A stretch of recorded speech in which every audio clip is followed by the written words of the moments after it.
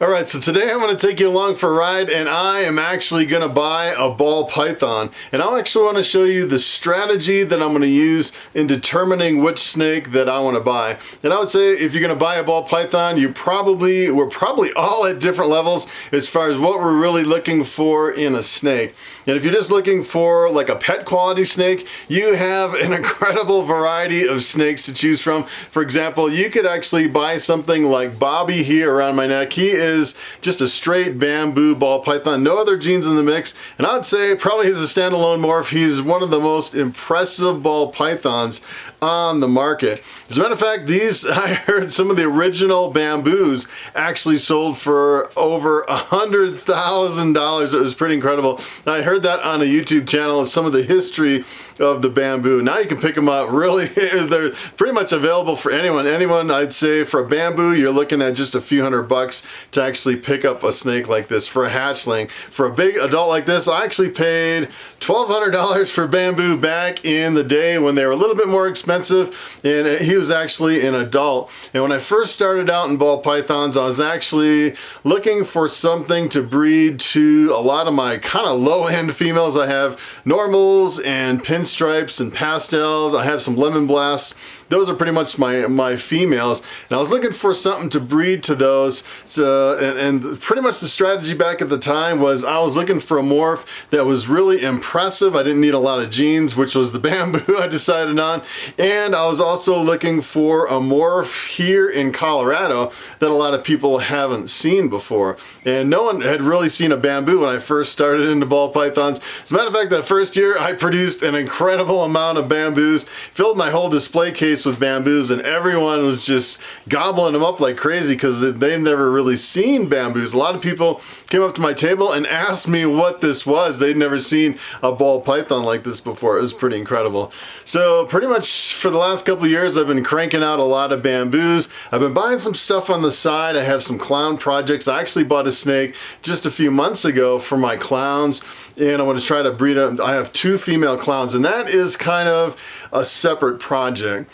So essentially what I have is I have like 4 lemon blasts, a couple pastels. I think I have 3 or 4 normal females, and I'm really looking for something to breed to those snakes where I can get a large variety of really awesome offspring the very first year.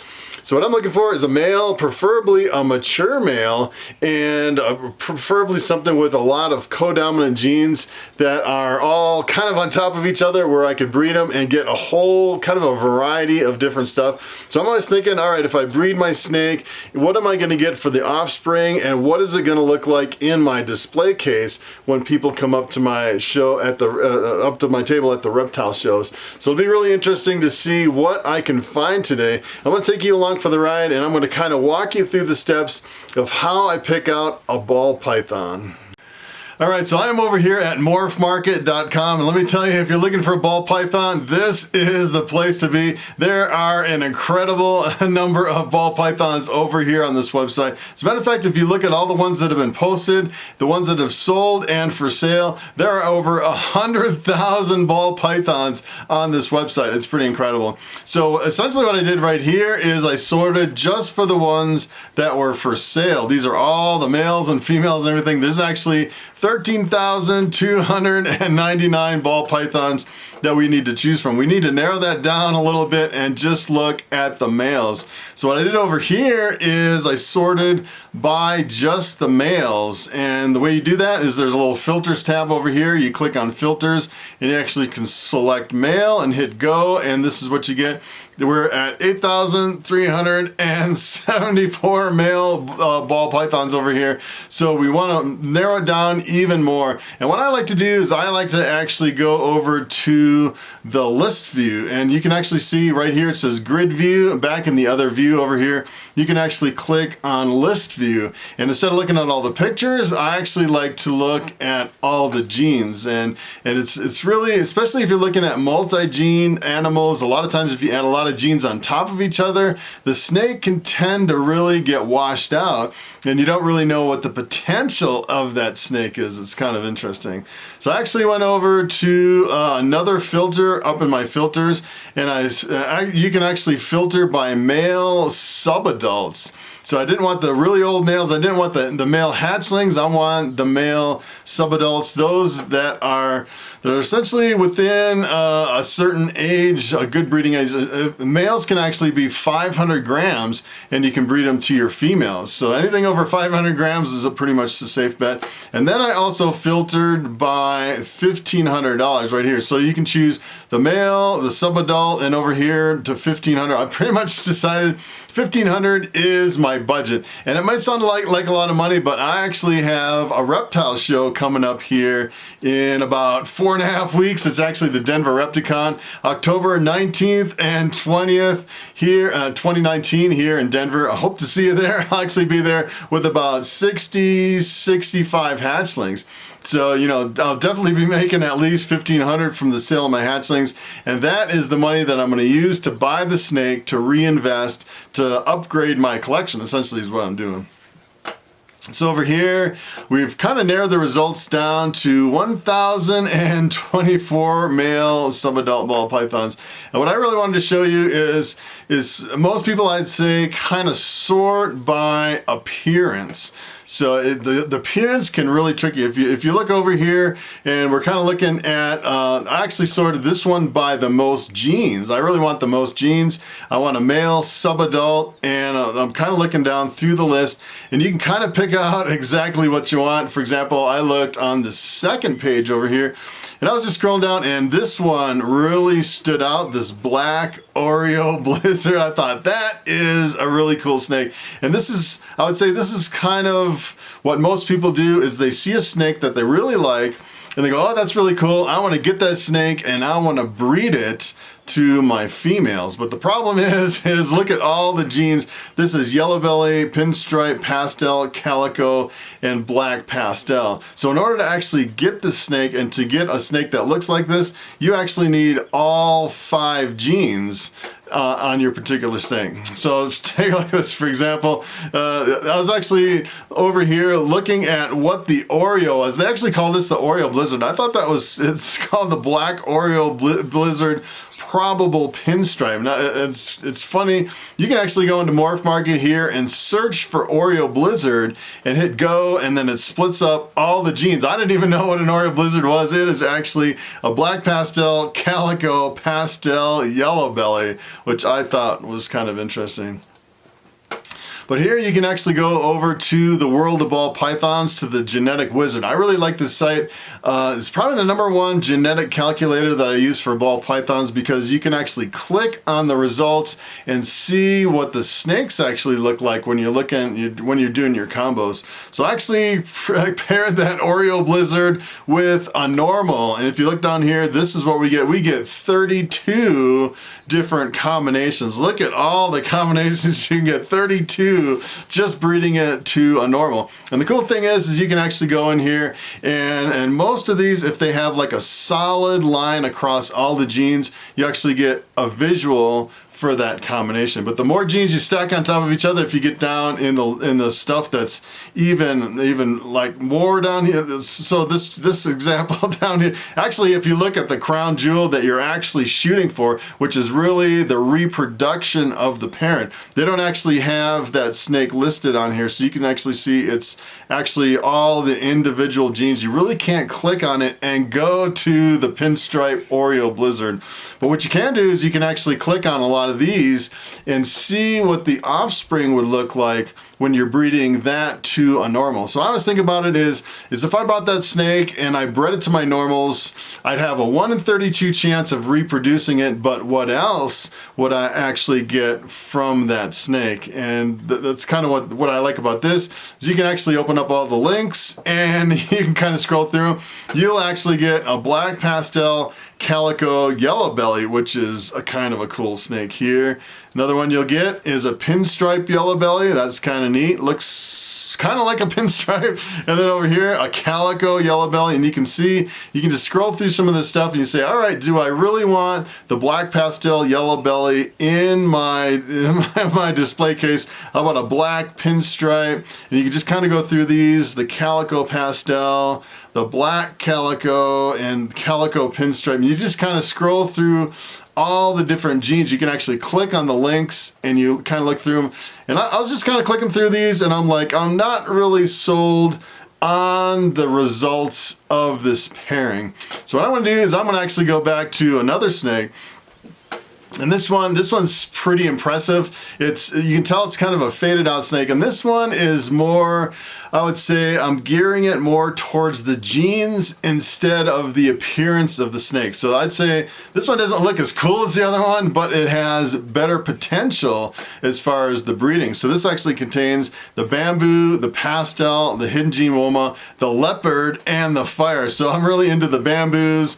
I was really into the leopards. I was thinking of doing leopards, and of course the pastel fire. You can make some really cool stuff with that, and the hidden gene woma. So if you look at pretty much the results, breeding it to normal, it's pretty much the same thing. You're getting 32 different results from that snake. So you can actually make quite a few hatchlings. And I was just scrolling through some of these. Look at this. This is the leopard pastel. I really like this. And the more I click on these, the more I really like this snake better than the other ones as far as a breeder. And this is what you really have to do. You have to be really strategic about your breeding projects. What are you actually going to produce instead of just buying on impulse a snake and you're not really 100% sure what you're going to produce. And everyone's pretty much produced everything before. So on a lot of this stuff, you know, probably at least I'd say 50 to 80% of what you're going to produce, there's actually pictures out there where you can actually see what you're going to get. This is pretty cool. This is a bamboo leopard. I've never actually seen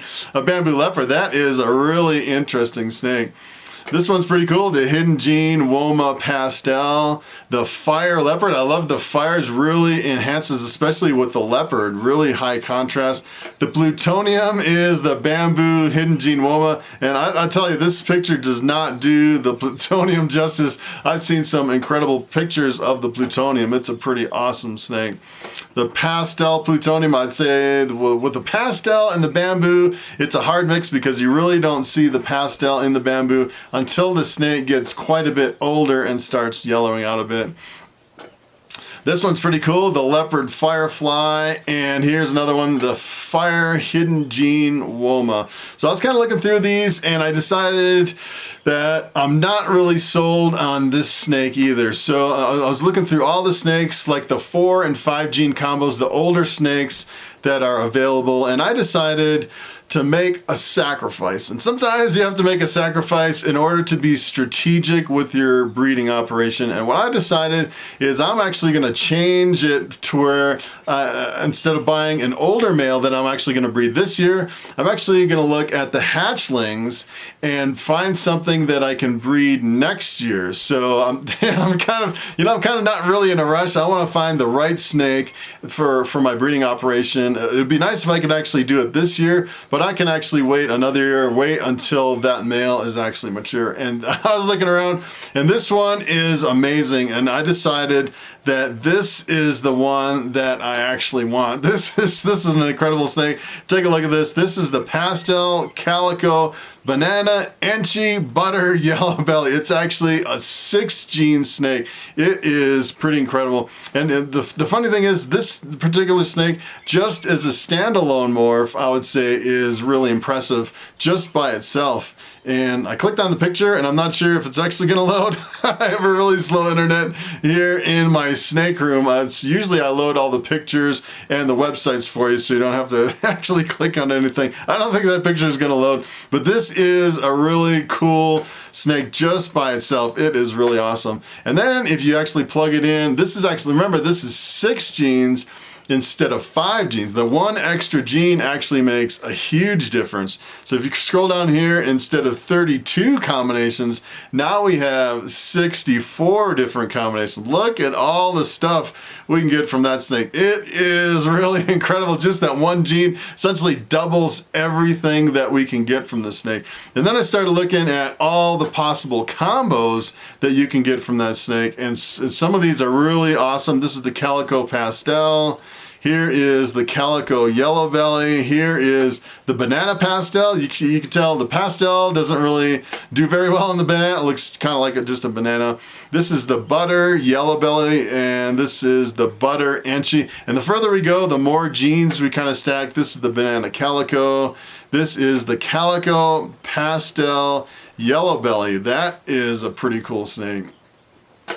This is the Banana Pastel Yellow Belly, and this is the Butter Calico Enchi. This one, I really like this snake. That is really awesome. Take a look at this one, the Banana Calico Enchi. These, I mean, they just keep getting better and better and better. This is like nothing I've ever seen. It's amazing. And take a look at this one, Banana Enchi Butter and Pastel Butter Enchi Yellow Belly. It's pretty amazing. I just keep going and going and going. All these different combos. It would really be awesome to have a whole display full of snakes like this that people are walking up to, and I think it'd make a really impressive display. I can make some really cool stuff. And then I was thinking, you know, if I took this 6 gene male and I bred it to something simple as a Lemon Blast, which is a pastel pinstripe. Now this is actually gonna blow you away. Take a look at this. I actually did the pairing over here on the Genetic Wizard. Got the 6 gene combo over here with 2 genes.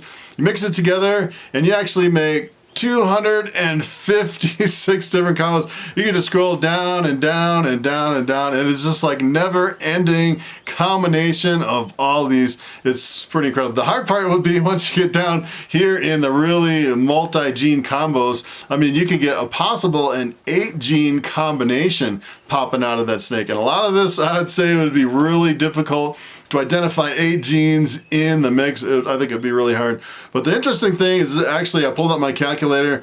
If you take 256 combinations divided by an average of 7 eggs per clutch, that is almost 37 clutches of eggs where every single baby is completely different. You can actually be breeding this the rest of your life, and you'll probably never make the same snake twice. It is pretty incredible. All right, so it is time for the question of the day, and Todd M asks, has Bobby, this ball python around my neck, has he ever went to the bathroom on me? That is a pretty funny question, actually. As a matter of fact, about 2 months ago, I was making a video, and right in the middle of the video, he just started peeing all over me. You could actually just see it kind of squirting out all over the place. It really surprised me. I didn't even know that it was actually happening, and I always kind of watch him now after that episode. But the funny thing is I actually have one of my fans bought me a whole bunch of these black t-shirts with my red logo, Chris Hardwick Reptiles, and it was a good thing too, because I can just go and switch t-shirts, come back down, and just kind of continue where I left off. So that's pretty much it. Thanks for watching, and I will see you next time.